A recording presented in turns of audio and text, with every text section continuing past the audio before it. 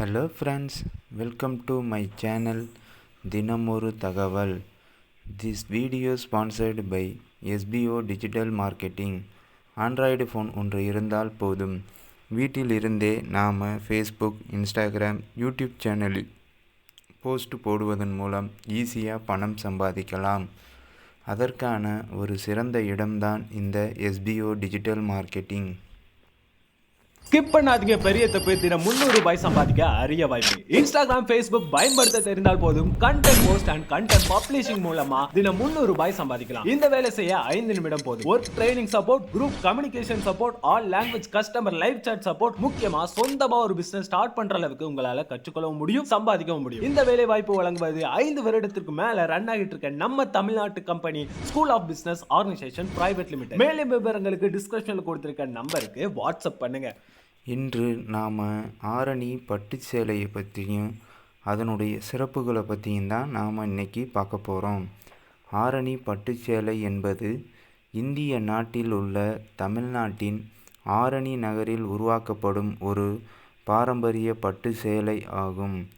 இந்த பட்டு புடவைகளை ஆரணி நகரில் தயாரிக்கப்படுவதால் ஆரணியை ஆரணி பட்டு நகரம் எனவும் அழைப்பர். சேலை என்பது 4 கஜம் முதல் 9 கஜம் வரை நீளமுள்ள தைக்கப்படாத துணியாகும்.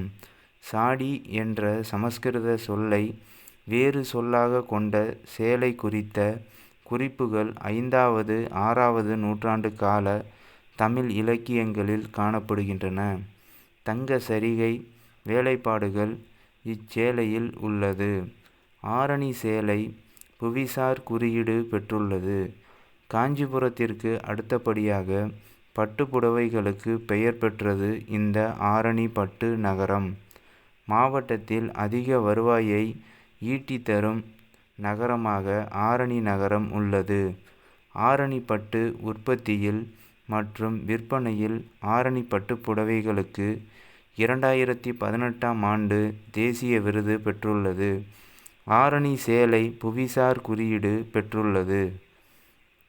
இந்த தொழில் அதிக அளவில் ஆரணி மற்றும் ஆரணியை சுற்றியுள்ள பகுதிகளில் தலைத்தோங்கியது.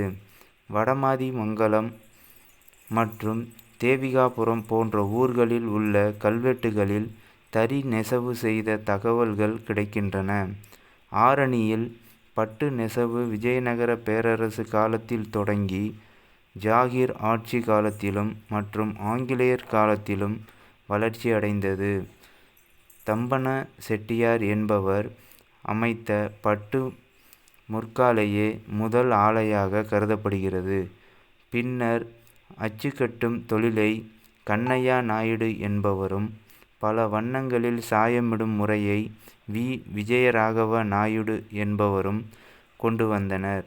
பின்னர் படிப்படியாக பட்டு உற்பத்தி நெசவாளர்களும் பட்டு உற்பத்தி விற்பனையாளர்களும் பெருகினர். தமிழகத்தில் அசல் வெள்ளி ஜரிகை இலைகளை பயன்படுத்தி நெசவு செய்யும் கைத்தறி பட்டு சேலை குழுமங்களிலேயே மிகப்பெரிய குழுமமாக ஆரணி இயங்கி வருகிறது. 35,000க்கும் மேற்பட்ட பாரம்பரிய